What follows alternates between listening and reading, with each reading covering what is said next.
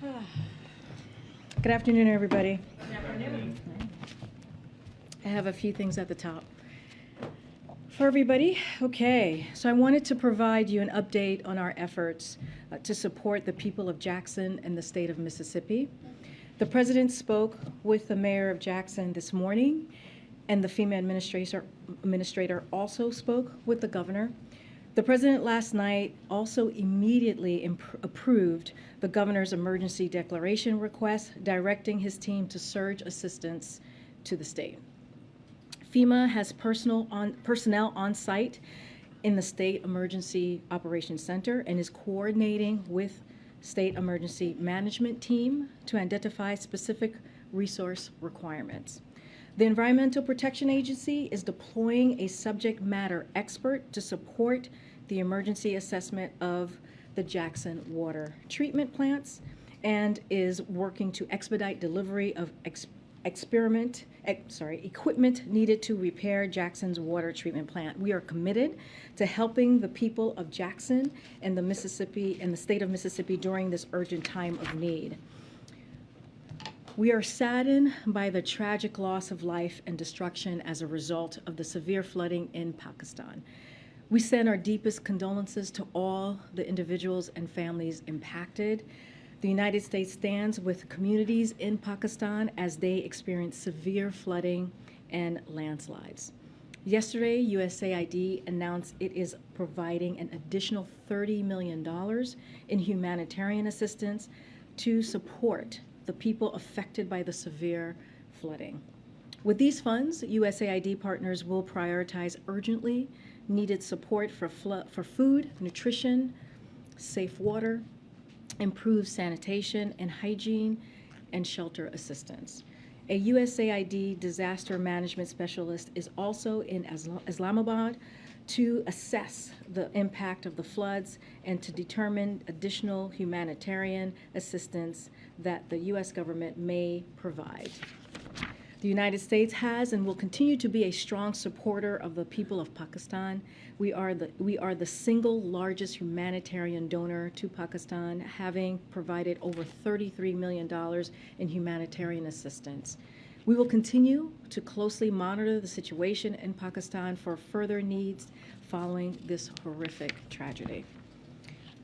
Also this morning, we announced new public and private sector actions to strengthen the teaching profession and support schools as they address teacher shortages. The new efforts include commitments from leading job platforms such as ZipRecruiter, Indeed, and Handshake to make it easier for Americans to find teaching opportunities. They include new initiatives from teacher unions and organizations to expand high-quality pathways into the teaching profession. Secretary Cardona and Secretary Walsh also sent a letter to state and local leaders outlining a series of actions they can take to support teachers and schools. And earlier this afternoon, First Lady Jill Biden, Domestic Policy Advisor Susan Rice, Secretary Cardona, and Secretary Walsh met with public and private sector leaders here at the White House. They discussed short and long-term strategies to address the teacher shortage and the actions the president has already taken to address long-standing staffing challenges facing our schools.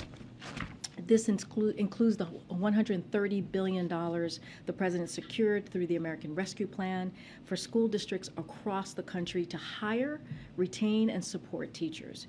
We are committed to addressing the teacher shortage and giving students, families, and educators the resources they need for a successful and safe school year this year. And lastly, I want to take a moment to recognize International Overdose Awareness Day. According to the Centers for Disease Control and Prevention, more than 107,000 Americans tragically died from a drug overdose in 2021. Today, the second gentleman and Dr. Gupta, the director of the White House Office of National Drug Control Policy, will meet with families from across the country who have lost loved ones to deadly drugs like illicit fentanyl. For far too many years, the overdose epidemic has been destroying American lives and causing pain and heartbreak for families across the country.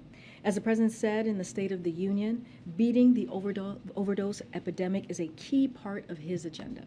The President's strategy expands access to high-impact public health services while reducing the supply of illicit drugs like fentanyl.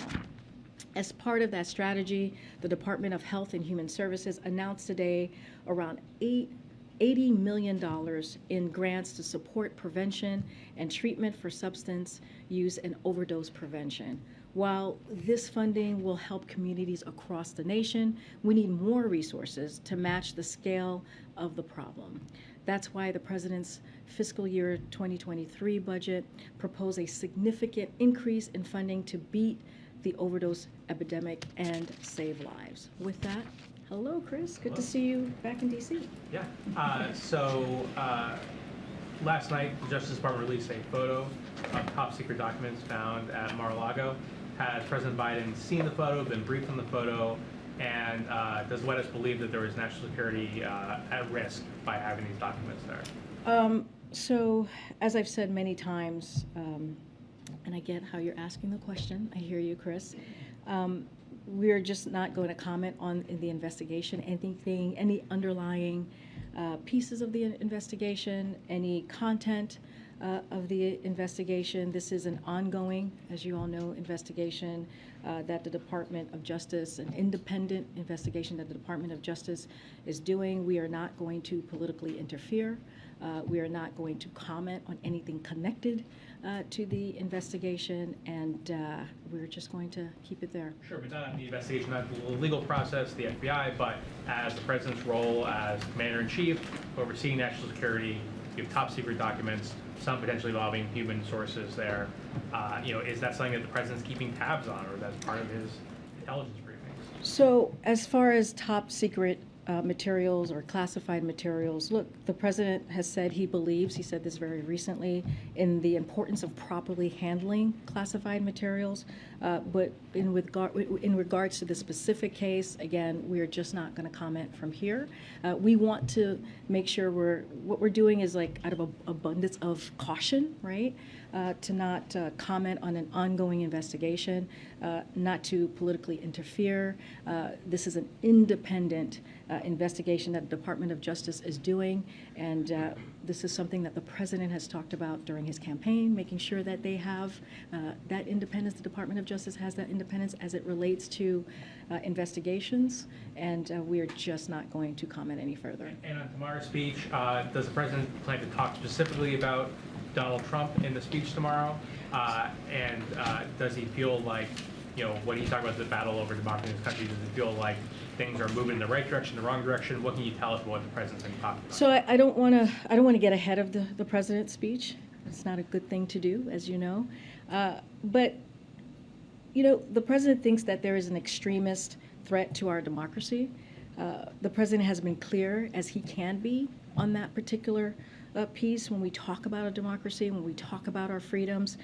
The way that he sees is the MAGA Republicans are the most energized part of the Republican Party. This is an extreme threat to our democracy, to our freedom, to our rights. They just don't respect the rule of law. You've heard that from the President, and they are pursuing an agenda that takes away people's rights. So, which is what the President said last week on Thursday. You all heard him. This is what the President said yesterday, and that's what he's going to continue to say. And here's the thing, the President's not going to shy away to call out what he clearly sees is happening in this country. And, again, MAGA Republicans are this extreme part of their party, and that is just facts, and that's what he's going to continue to lay out. On the speech tomorrow, can you explain a little bit the decision to do this as a primetime event? The President takes what he's talking about, again, not to go into specifics about the speech, but as you know, we're calling it the soul of the nation. He takes that very seriously when it comes to our democracy. As you might remember, the President laid out his thesis, right, the foundation for what he calls the soul of the nation, fighting for the soul of the nation, the battle of the soul of the nation, in an Atlantic op-ed back in August of 2017. And again, that is the thesis, that is the foundation when you read that article. And that's what he talked about during the campaign. That's what he talked about during his inauguration day. And not only are we fighting for the soul of the nation, but we need to continue to be vigilant. And there's a clear through line if you read that article and you look at what the speeches that he's made. So that article talked about Charlottesville. You think about January 6th. I mentioned inauguration. You think about what we're seeing today. You think about the battle that continues. And so, but what the president believes, which is a reason to have this in prime time, is that there are an overwhelmingly amount of Americans, majority of Americans, who believe that we need to save the core values of our country. And on last night's filing, you have said in the past that the president was not briefed ahead of time on other aspects of the investigation. So just to be clear, was the president briefed on this latest development? The president has not been briefed on this latest development. He has not been briefed on anything that's connected to this particular criminal investigation, which is we're not going to comment. Again, it's an independent investigation. At this time, we're just not going to comment on it. We're going to let the Department of Justice continue its independent investigation. Karine, the president yesterday weighed in pretty forcefully about threats to the FBI and FBI agents. Is he satisfied, is the White House satisfied that FBI agents are getting the protection that they need as a result of these threats? So, just like the president, just want to say this, and the president spoke to this very forcefully and very clearly yesterday, as you all heard him. He's rejected defunding the police. He rejects defunding other law enforcement, including the FBI. The president has called for boosting police funding through the COPS program and hiring 100,000 additional officers. He also included over $10.8 billion for the FBI in the most recent budget. And so the way that he believes this, and we have said, is that the men and women who bravely serve in law enforcement to keep us safe, to keep our communities safe, to keep our country safe, deserve the resources and support they need to do their jobs and not seeing their budget slashed. So he has provided additional funding, and he wants to make sure that they are kept safe. I cannot speak to what, specifically what they're seeing and how what they're seeing at the FBI. I would refer you to them specifically on what potential, what's coming in as far as their protection. But clearly this is something that's important for the president, which is why he's included in his budget. Okay, on a separate topic, what additional assistance is the White House planning for Ukraine, and will you need congressional approval for funding that additional package? So as you know, $40 billion was approved by Congress, which in a bipartisan way of assistance not too long ago. We announced, under this president leadership, we've provided unprecedented amount, about $13.5 billion in security assistance. And the assistance that most recently was announced last week, I believe, will begin in the next several months and continue over the coming years. It's intended to support Ukraine's defense capabilities for the long term. So you've already seen our commitment to Ukraine for the long term as it's related to what we announced last week, which was about $3 billion, which was the largest once tranche that we've announced. And, we're going to continue to meet both the urgent and the long-term needs, and that's what you saw from the most recent announcement. Look, just that announcement and the announcement prior to that, it's about 19th presidential drawdown of security assistance. That was the one before the $3 billion. That was the one before the $3 billion was the presidential drawdown. That was the 19th. So you have seen consistent support for Ukraine. We have always said we have been incredibly impressed by their bravery and what they've been able to do to fight for their freedom, to fight for their democracy, and that's important for folks to know. This has been a bipartisan effort, and all because of an unprovoked, brutal war that was started by the Kremlin. So you're going to continue to see those efforts, and we are in daily conversation with the Ukrainian government on what else their needs might be.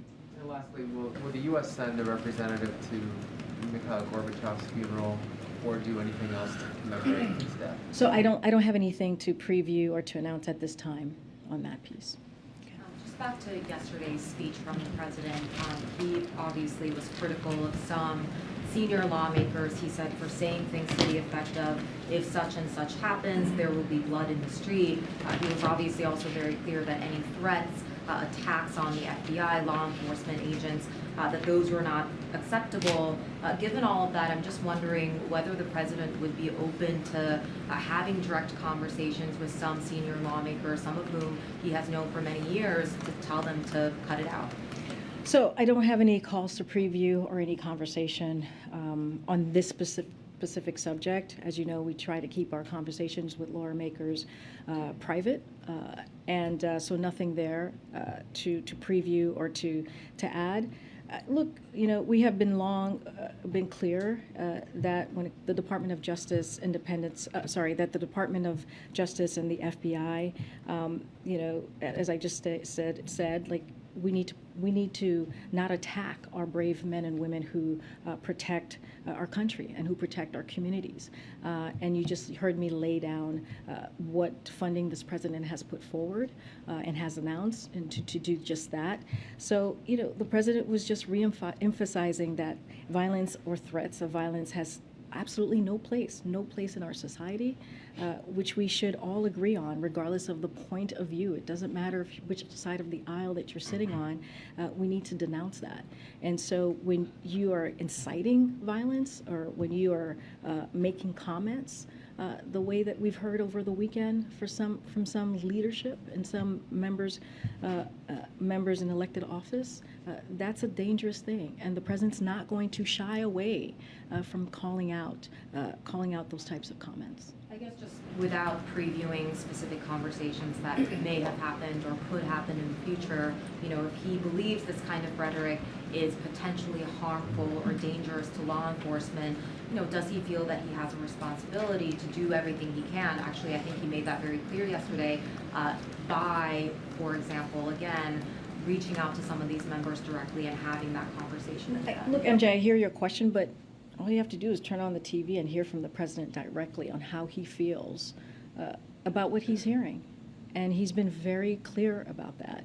And again, he's not going to shy away. He believes, and I have said this a couple of times at this podium at this point, is as president, he has the obligation to speak out against threats against our democracy, against violence.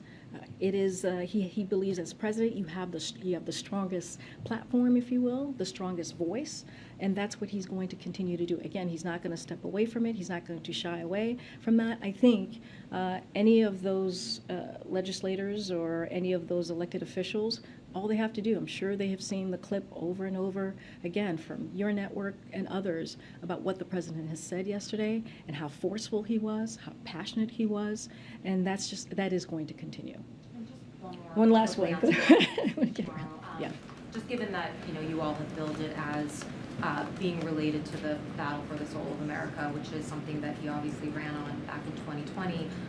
The threats to democracy that he obviously saw as being very real 2-3 years ago, does he believe that those forces are very much still at large now, or does he believe that there has been some progress since he came into office? Look, he believes that it continues. He believes that we need to continue to fight for our democracy. And he's been very clear. You look at the extreme wing of a party, the MAGA Republicans, it's not stopping. It is continuing. And we heard it over the weekend, as you're asking me about the president talking directly with legislators. And this is an important time And he is, again, he's not going to shy away from it. He's going to continue to lift that up and what he sees and what he's going to call out. And you know, he believes that there are a majority of Americans who disagree with that, who disagree on the attack of our core values as a country. And he's going to speak directly to them tomorrow. That's what you're going to hear. Okay, Nancy, and then I'm going to come to the back, and then I'll come around. Thanks, Karine. Over the past week or so, we've heard many Republicans argue that this president ran as a uniter, and now he's calling MAGA Republicans, which is a very large swath of the American populace, semi-fascists. He is arguing that they're a threat to democracy. Does the White House believe that this is a fair criticism by Republicans, that this is not unifying language? So I'll say this, Nancy. Sadly, there are more examples than I can count on how we have seen recently armed attacks on federal law enforcement. There are a couple of things I just want to say here. You have Representative Paul Gosar has posted videos depicting him attacking the president and members of Congress. You have Representative Majority Taylor Greene has publicly expressed support for shooting prominent Democratic elected officials and suggesting physically assaulting transgender school officials. You have Representative Madison Cawthorn has said falsely, if our election systems continue to be rigged and continue to be stolen, then it's going to lead to one place, and that's bloodshed. And just last week, you had Governor Ron DeSantis suggested that Dr. Fauci should be physically assaulted. And former President Trump has done the same many, many times. Look, and many of your colleagues have actually talked about and reported on this dangerous trend that we're seeing. And for example, the New York Times headline from this month, as right-wing rhetoric escalates, so do threats and violence. And so these are things that we have to call out. Again, I can't remember who just asked me the question. I was talking about Soul of the Nation. This is something the president has talked about since 2017 when he wrote that article in The Atlantic. And he's called it out then. He called it out January 6th. He called it out Inauguration Day. He called it out last week. He called it out yesterday. So there is been a consistent call out from the president about what he's seeing from an extreme part of this party, of the Republican Party. And historians, I would argue, would say the same. I have a question about Jackson, Mississippi. You talked about the help that's coming from FEMA and the disaster declaration, but clearly Jackson is going to need an entirely new water system. They've been having big problems even before this latest crisis. What kinds of federal resources are being dedicated, can be dedicated to what could be a $1 billion price tag to provide Jackson with an entirely new water system? So a couple of things. As we said, the administration is committed to helping the people of Mississippi during this urgent time of need. And so we're going to prioritize that and making the long-term infrastructure investment needed to ensure all Americans just across have access across the country, but clearly in the state have access to clean water. So that is something that we're committed, that long-term need. So just a couple of things just to list out that we have provided and that we are doing from the federal government. $450 million was provided through the American Rescue Plan for water upgrades across the state. The city has allocated $20 million of its ARP, that American Rescue Plan funds, for water and sewer infrastructure needs. You have $75 million through the bipartisan infrastructure law to support the state to provide clean and safe water this year, with an additional $429 million available to the state over the next 5 years.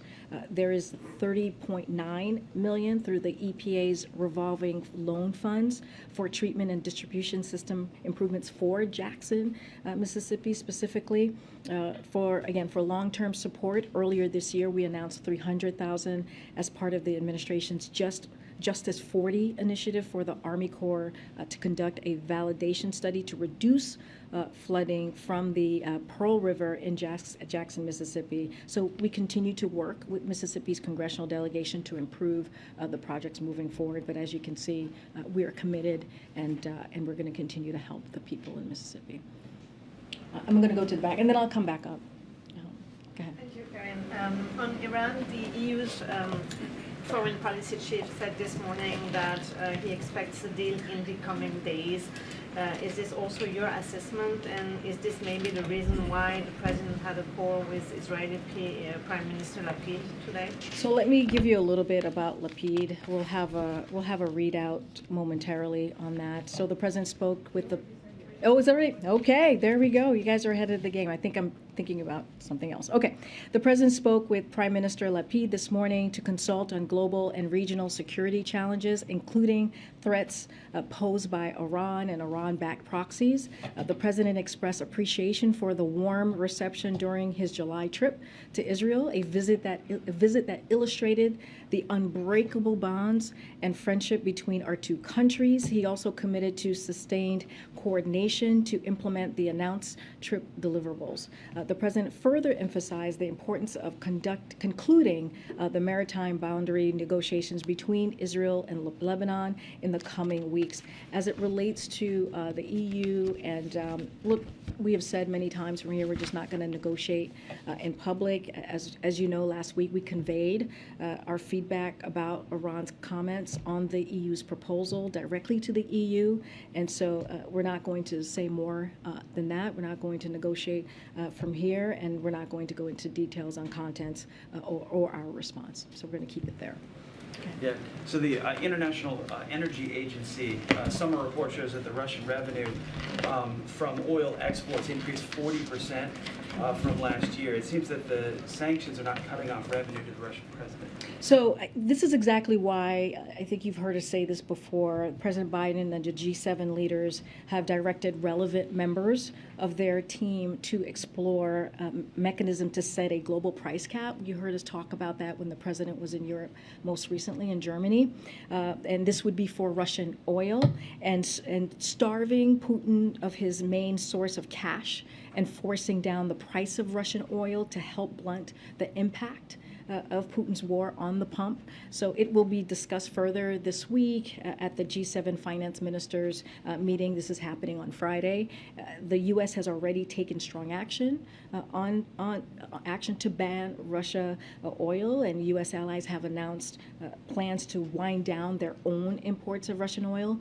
But again, Putin, as you've heard us say, has continued to try to find new markets for Russian oil. This is the most effective way, we believe, to hit hard at Putin's revenue, and doing so will result in not only a drop in Putin's oil revenue, but also global energy prices as well. Well, why not signal a policy change for long-term support to open oil production here in the U.S. or natural gas pipelines here in the U.S. to undercut the Russian supply of oil on the global market? I mean, look, we think that working with our allies and making this announcement, this price cap on Russian oil, is going to be very effective. Again, you've heard directly, you heard the president speak about this very recently. We'll hear more on Friday how this is going to work. And it is not just us, it is also a partnership with our allies, the G7. So again, we believe this is going to be a way to really hit Russia financially. And so that's kind of the process that we're going to take moving forward. And also, as you know, we've also taken actions already that we think has had an effect. But again, as we know, as I just stated, Russia is always looking at other markets, which is why doing this particular piece we think will be effective. If those other markets are China and India, is the president then going to use his relationship to stand up to China and India and say stop buying oil from Russia? Look, we've been also very clear about that. I don't have anything more to add. But again, we think by doing these price caps is going to hit Russia in a way that is going to be the most effective. So again, the G7 finance ministries are meeting on Friday to talk more about that, and we'll have more to share. Okay. Go ahead, Phil. I haven't called on you in a bit, and then I'll come down. When it comes to voters, how does the president differentiate between the ultra MAGA folks who he sees as an extremist threat to democracy and the average GOP voter? So, can't talk about voters from here. As you know, no. Oh, no, I get you. Not gonna, I just need to say that, right? Just to be clear. I mean, the president has been really clear about the leadership, right? The MAGA Republicans in leadership. They're the ones who have the platform. They're the ones who, again, the extremist part of the Republican Party. They're the ones who, folks listen to in their own party. And by inciting violence, by trying to take away, they're the ones who are the legislators and trying to take away our rights, trying to take away our freedoms. And that's who the president is speaking to, right? He's being very targeted in that way and calling that out and saying, we can't allow our democracy to be attacked in this way. And they have a responsibility, right? They have a responsibility in how they're doing their business on behalf of their constituents. So for folks sitting at home, when the president is talking about preserving the soul of the nation and his threats to democracy, he's not referring to those individuals. He's talking about Republican leadership. Well, let me be very clear. It's not just Republican leadership. It's not just that blanket, right? He is talking about an extreme portion, an extreme part of the party. He's been very, very clear about that. He was just in Maryland, as you all know, and he talked about Governor Larry Hogan and talked about how he is a conservative Republican who is not in that bucket, right? He was very clear, and he was very purposeful in saying that and being respectful to conservative Republican who are not part of that extreme. So again, want to be very clear here. This is not a blanket statement. This is calling out what we have seen for some time, since 2017, as the president wrote about in his article, right? When you are supporting an authoritarian figure, as we have seen, who is currently leading the former president, and saying inciting the violence that you are, or wanting to take away our freedoms, we need to say something. He's not going to shy away from that. Okay. Karine, now that the FDA has authorized this new COVID booster, can you say whether the administration is confident you'll have enough of these new boosters for everyone who wants one? So to answer your question, yes, because we have planned for this, but want to say a couple of things about the FDA. So the announcement is an important step to getting updated COVID vaccine boosters, which we expect to provide additional protection against the variants of COVID circulating in the U.S. to the American people while we wait for the CDC to make its clinical recommendations. So there's still another step, so we want to be very clear about that. We've been working for months to be prepared for this moment and to get shots into arms this fall and through the end of the year. So we are prepared to do that. So with FDA's authorization, doses can be shipped now to tens of thousands of sites nationwide, and shots in arms can start as soon as possible after CDC issues its recommendation later this week. All states have ordered doses already, so there has been some orders that have been done. And to make sure vaccines get to communities quickly, primary care providers at community health centers and rural health clinics across the country are able to order vaccine directly from federal government, and long-term care pharmacy networks can also order vaccine directly. And as we work to ensure that our highest risks Americans get protected.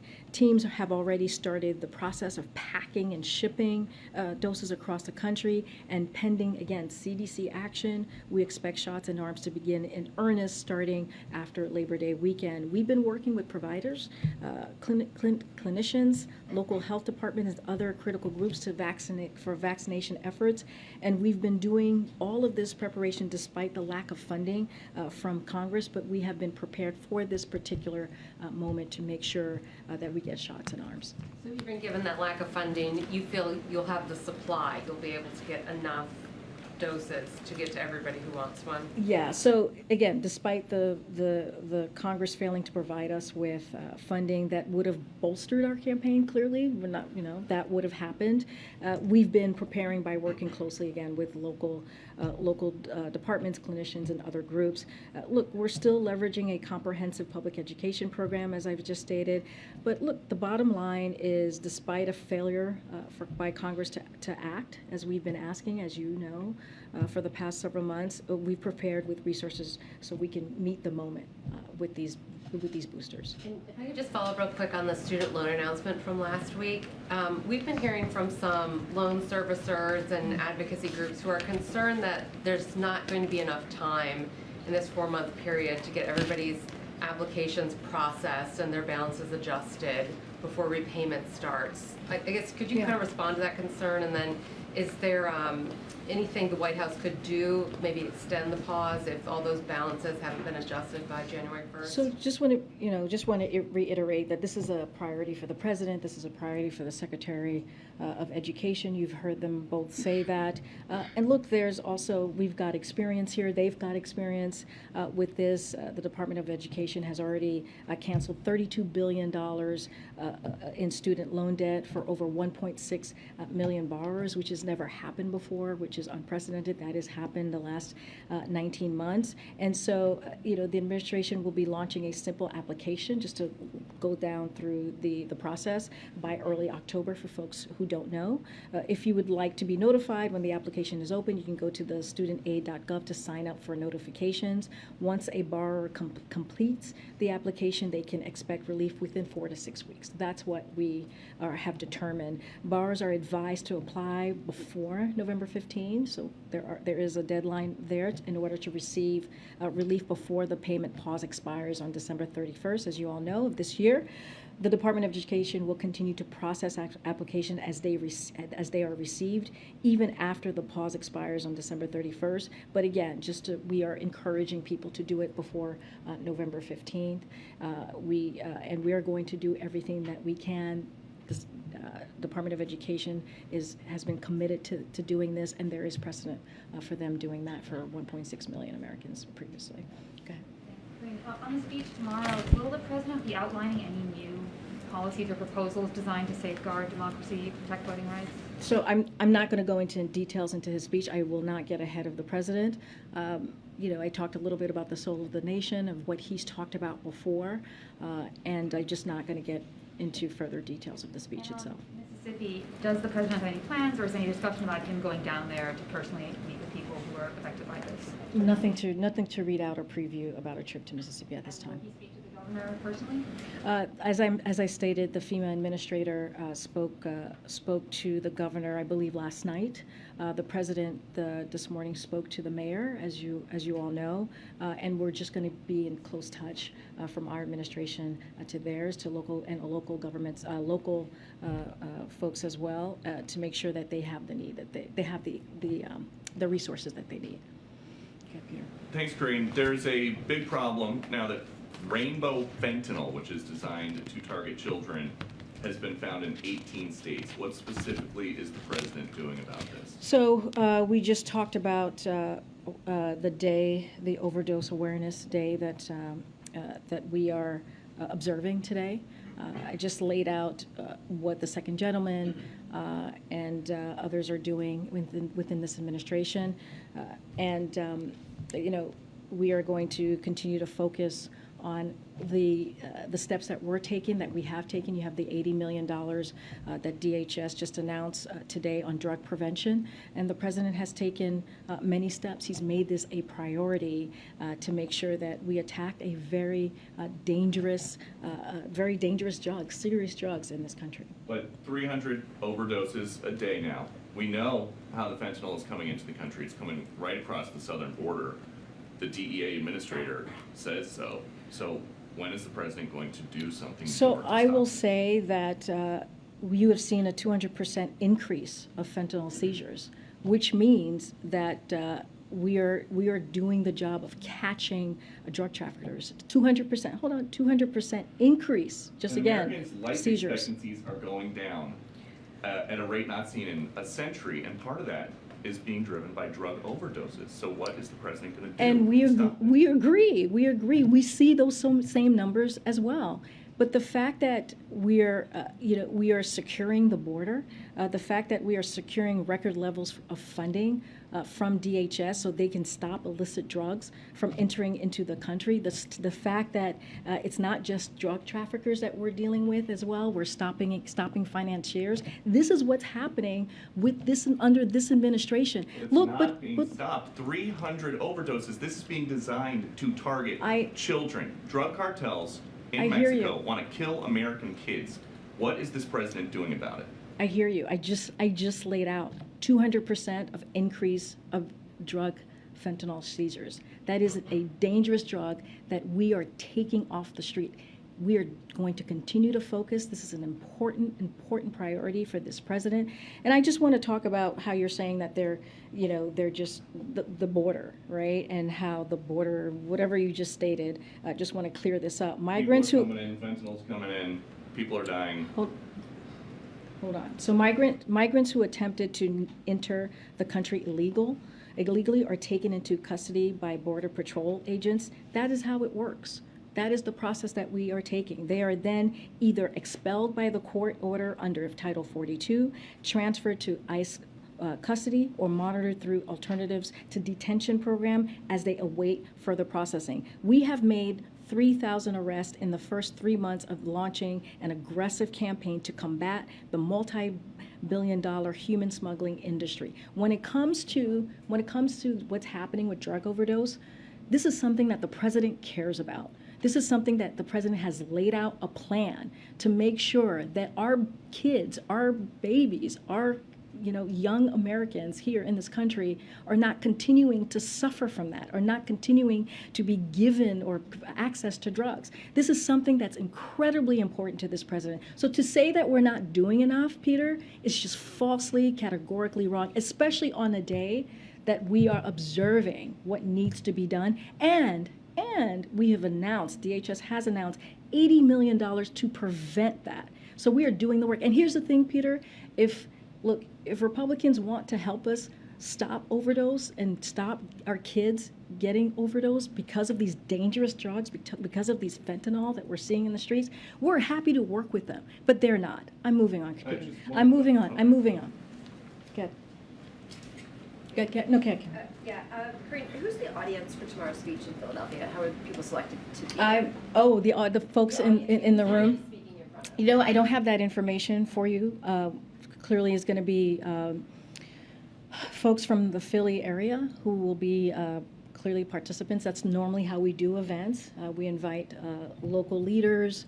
We invite local residents to the event to watch the president speak. I don't have a full list or a full way of our process, but that's normally how we do our events. As you know, you've attended some of our events, and it's usually people connected to the party, or people, not party, but connected to elected officials locally and the state as well.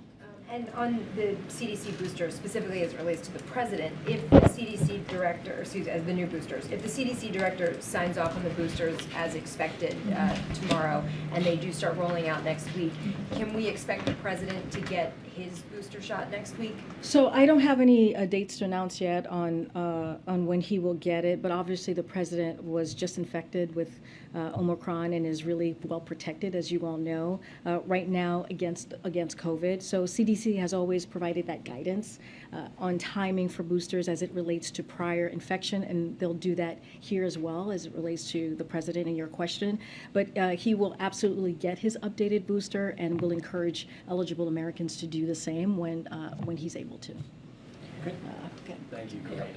Just on Jackson again, just to follow up, I know you've been asked a couple times about it, but in a January speech, the president singled out Jackson, Mississippi, as well as Flint, as two communities that could be benefited from the infrastructure package, and specifically mentioned their water system. Does the administration still believe that Jackson, through the infrastructure package, can receive the funds that it needs to actually fully replace its water system? And just a follow-up to that is, what is the timeline? I know the money's on the way. You guys have released statements saying the funding is on the way, but what is the timeline for residents on the ground to actually start feeling the impact of that infrastructure package funding? So the impact when it comes to them getting, the residents getting their water back, clearly we want that timeline to happen as soon as possible. And so that is our hope, rather sooner rather than later. And so we're going to continue, we're committed to work with the people of Jackson and the state of Mississippi during this urgent time of need, as we just said, on making that happen, because that's imperative and important for people to have clean water and running water. Look, I just listed out a number of items from the American Rescue Plan, $450 million. 20 million of that was given to the city, and that was through the American Rescue Plan, and that was for water and sewer infrastructure needs. So already that funding was given to the city to deal with that imperative, that really important need. 75 million, as we talk about the bipartisan infrastructure law, 75 million was given to support the state to provide clean and safe water for this year. And so with an additional $429 million available to the state over the next 5 years. So you see that long-term commitment that's coming from the bipartisan infrastructure law. And as it relates, another piece of that, which is coming through EPA's revolving loan funds that we see for treatment and distribution system, that we saw $30.9 million going to Jackson specifically. So we are committed. The funds have been provided. We are going to continue to work with the cities, and we're going to continue to work with the state. As you know, Mitch Landrieu is the coordinator for the bipartisan infrastructure law. He is a former mayor, as you all know, from New Orleans and Louisiana, so which is very close to Mississippi. Clearly, he is committed to this. He's traveled around the country, meeting with electeds, meeting with folks on the ground on how things are going and how we can be helpful. As far as a date or a timeline, I don't have that for you, but clearly I just listed out our commitment and where the fundings and the money has gone to the state of Mississippi and Jackson as well. When residents in these communities hear those numbers, they're going to be wondering, why does this keep happening then? So, I mean, has the administration identified any impediments, whether it be the formula-based funding or the actual state process of implementing these funds, that actually prevent the impact from being felt immediately? It's a very good question. And if we were in the community, we would be frustrated as well, which is why the bipartisan infrastructure law, as I just laid out, there's an initial funding and it goes for the next 5 years, right? That is a long-term investment that you are seeing from this administration to the folks in Mississippi and to the people in Jackson. So again, we're going to continue to work with the local elected officials to see what else we can do to be helpful. We are remaining to want to assist the community as they're going through this really tough time. But you have seen the financial commitment. You have seen how the funds for the infrastructure law, as you were asking specifically, has been allocated, and not just that, the American Rescue Plan as well. Again, we're going to continue to have that conversation. I just have a quick one. Is there a specific date for when the application opens for student loan relief at this point, and why the kind of lag time, the delay in actually having a system set up, given there was a lot of time taken to deliberate over this decision? So as I just stated just moments ago, we're going to have more from the Department of Education to be notified when the application is open. And again, we have a website that people can go to, studentaid.gov, to sign up for notifications. So those notifications will go up, and borrowers will have to complete that expectation, and it'll be within 4 to 6 weeks, which is a good amount of time to make sure that they apply before November 15th. But it doesn't just end there, right? We have said that the Department of Education will continue to process application even as they are received, even after the pause expires on December 31st. So we are going to continue to work with borrowers, but we do have to put a plan in place so that folks know how the process works. Again, they can go to the website and apply, get those notifications, and we have been giving out information on how the process can work. This is not the first time. We've done this before, right? In this administration, that $32 billion in student loan debt that we were able to cancel. So the Department of Education, there's a precedent here. The Department of Education knows how to work this through, and we are committed to make sure that folks get the information and get the need that they get the need. There's no date yet, though. There's no date yet. Oh, for the application? Well, I don't have a date here to share with you, but that's something that the Department of Education is following through. We've laid out our process. We've laid out the timeline. We have said we're going to continue to process application even after the pause on December 31st, and we're committed to that. Again, this is not the first time. There's precedent for this. This particular administration, Department of Education, has done this before. I'm going to continue. Go ahead, Jen. Oh, yeah. On the event yesterday in Pennsylvania, the president explicitly campaigned for certain people, and correct me if I'm wrong, but I believe it was an official White House event, not a campaign event. Can you share some context on your thoughts on that? Because he was very explicitly saying, please elect certain people. So the president can say a lot, can go a lot further than I can from here. He does not have, he is not bounded by the Hatch Act the way that we are, and so I'll say that first. I don't have much more to add because I've always, even myself, I try to be very, very careful from here. But again, he is in a different category than we all are here, and I'll just leave it as that. And it was an official event, correct? It was an official event. Tomorrow night will be an official event as well. Go ahead. I know I was supposed to call you last time and I didn't. Go ahead. Thank you, Karine. So yesterday during his speech, the president reiterated what he sees as a serious need to pass an assault weapons ban. This is, of course, something he said before. That's not new. But as he continues to push for this, how does he expect that to happen realistically with the way things are in Congress, and what specifically is he doing, if anything, to help change that? You know, so I'll say this. You know, Look, the president's going to continue to call on Congress. As you know, when it comes to the assault weapons ban, that is something that is important to the president. He was one of the leaders of that 30 years ago, the assault weapons ban back in 1994. And again, he has been trying to work on bringing back the assault weapons ban after its sunset in 10 years after. And he's done that as vice president, and he's doing that now.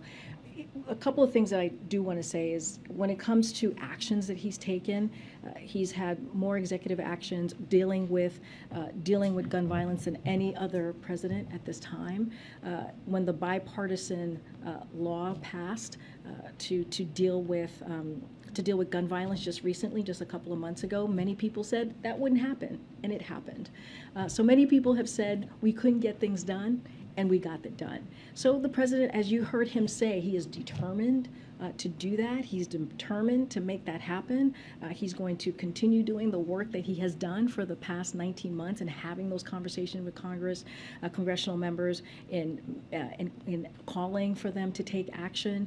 And we have seen the House takes action, which many didn't think that was going to happen either. And they took action on the assault weapons ban. So we are a lot further, we would argue, on this administration dealing with gun violence, even dealing with pushing further the assault weapons ban than we have been in 30 years. And so I think that says a lot for this president's leadership, and that says a lot for what his commitment in making sure that we protect our communities, we protect kids going to school, right? We protect people from going to grocery stores, right, and not feel like their lives are in danger. It's a first step, and there are many steps to take.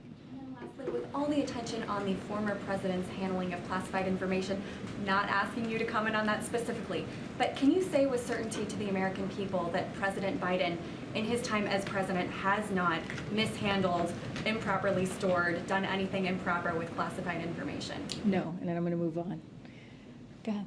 Thank you, Karine. I have two questions, one on the speech tomorrow and one on COVID.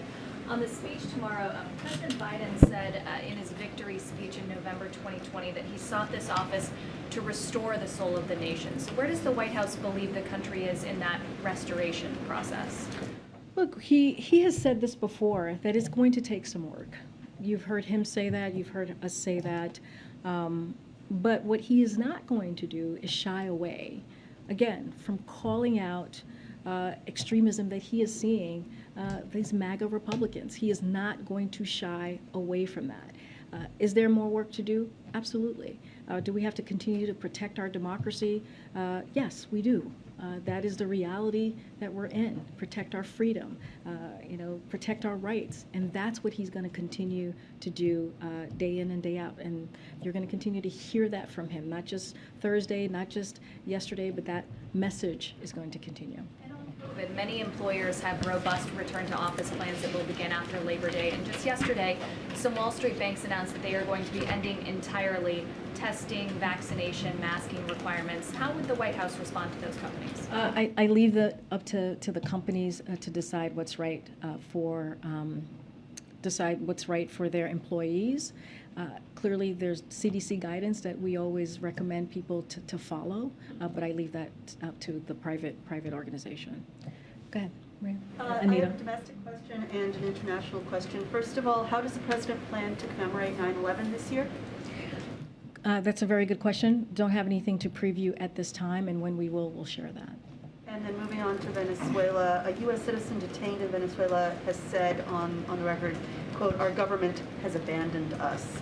So how does the administration respond to a statement like that? And what is the administration doing to try to get the 10 Americans who are detained in Venezuela out? Is a prisoner exchange possibly in the cards? And how are you working? You're talking about, the person is talking about our government, right? Not the Venezuela. Okay. I have not seen that reporting. I'll say this, we're very careful in not negotiating in public and being mindful of not putting any lives more at risk. So I'm just not going to share anything further from here at this time. Okay. Oh my gosh, we're gonna go around. Okay. Go ahead, I'll go. And then I'll come back, guys. Thanks, Karine. Can you talk a little bit, in regards to tomorrow's speech, can you talk a little bit about the timing? You've said a bunch of times that this is a theme that he's discussed for many years. So why now is the time to do it in such a prime time fashion? Because he thinks our democracy is at risk. Because, when I talk about taking away our freedom, June 24th, the decision from the Supreme Court Justice on the Dobbs decision, that was a decision to take away our constitutional right. That was an important moment for our country. It put women's lives at risk, and it's not just reproductive rights. It's going to be other rights as well, as we heard from Supreme Court Justice Thomas. He made that very, very clear. And then after that, we heard from leaders of the Republican Party saying they wanted a national ban. So we have seen recent efforts to take away our rights as Americans from an extreme part of their party, those MAGA Republicans that you'll continue to hear us talk about. And so that is continuing, and it hasn't stopped. And I just listed out what recently leaders in Congress have said about attacking law enforcement individuals who protect us. Attacking their own colleagues from the other side of the aisle. That's dangerous. Again, the president's not going to shy away from speaking up, from speaking out, and it is very important for him to speak directly to the American people. As I have said, and this goes into Phil's question, he believes majority of Americans want to protect our democracy. He believes majority of Americans wants to protect our freedom. That's where he believes the majority of the country is. But we have to keep talking about it. We cannot shy away from it. Can you give any color of how he's preparing for the speech? The guidance, the schedule today seemed not so full. Is he spending much of his day, going through drafts with staff? Is he practicing it? What's kind of the process? So, if you don't mind? as you know, this is an important speech for the president. We're talking about a theme, to your point, that he's talked about since 2017. So, yes, he's working through the speech with his senior advisors, with his staff. He's continuing to do the business of the American people by meeting with staff on issues, on items that are critical, and policies that we continue to work through to make sure that we do the work. He continues always always going to continue to do the work of the American people. But yes, to your point, he's going to look at drafts. He's going to write his speech, and you'll hear directly from him tomorrow. Okay. Go ahead. Thank you. Karine, Angola just had a very peaceful and well-organized election last week. Mm-hmm. And as you said, the U.S. was following, and the results are there. So the President, João Lourenço, was re-elected, and I would like to hear the view of the White House on the Angola elections. Yeah, so don't have anything more to add. And to your point, we congratulated last week on Friday. We congratulated the people of Angola for making their voices heard as we're talking about, democracy, as we're talking about elections. This is an important moment for the people of Angola. We continue to observe. We're going to continue to observe the process. I know I've said that last week, but I just don't have more to add. The United States supports the democratic process and through our ongoing democracy and governance programs by observing the election as we've done, and we share a partnership with the country of Angola. I don't have more to say to what I just added. My other question is, as you know, President Biden announced a big investment for Angola. Mm-hmm. So last time he just told me that the reason why is because they are seeing some progress in the country. Can you elaborate a little more about the view of the U.S. in Angola in the last 5 years? So, as I was just saying, that we see a partnership with Angola. We will continue to work with them, with the government closely. Whoever the chosen government that the people elected to deepen our cooperation and shared priorities. So we're going to continue to do that. And again, including democracy, as I've been talking about, including economic and investment growth, global health security and public health, and climate and energy goals to create a better future for all Angolians. And that is a commitment that you'll hear, that you have heard. I think that's what the president was saying to you on Friday. And again, we commend the people of Angola for you making their voices heard, and that is important, that we see a democratic process happening there.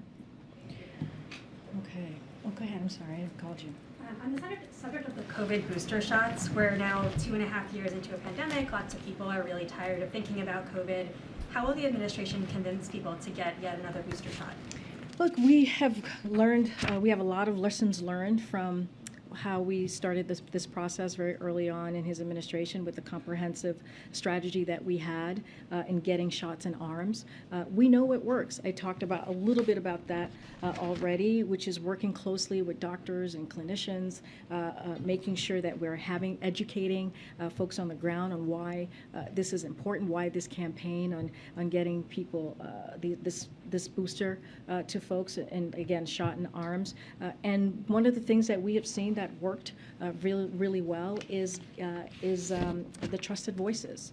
That is also an important thing that we have seen. But just a reminder that before we entered office, less than a third of adults wanted to get a shot, and more than 87% have at least one today. That is the product of the work we've done to reach folks through trusted messengers and build access.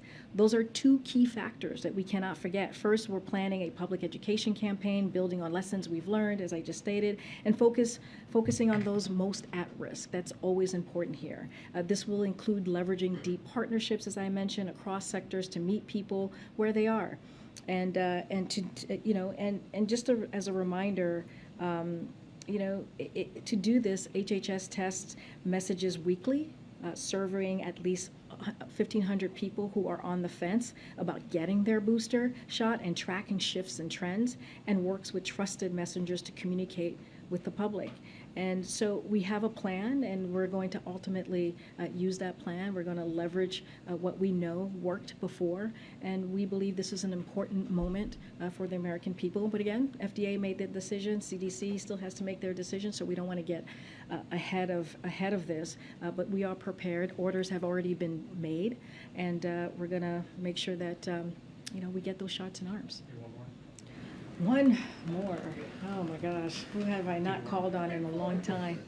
I've never seen you in the room before. Go ahead. Hi, Sophia with Axios. Okay. Hello. Hello. I'll ask about the Hill and White House priorities on the Hill. Democrats have managed to pass the Inflation Reduction Act and CHIPS, among other big bills. Student loan forgiveness is costly. I know the White House has not projected an estimate yet. But, you know, many take this to see that, right, like there may not be many more priorities that involve Senator Manchin's support. And what do you make of this? And, you know, if that's not true, what is the White House priority for the next, you know, legislative plan? So Sophia, welcome to the briefing room. Happy to see you.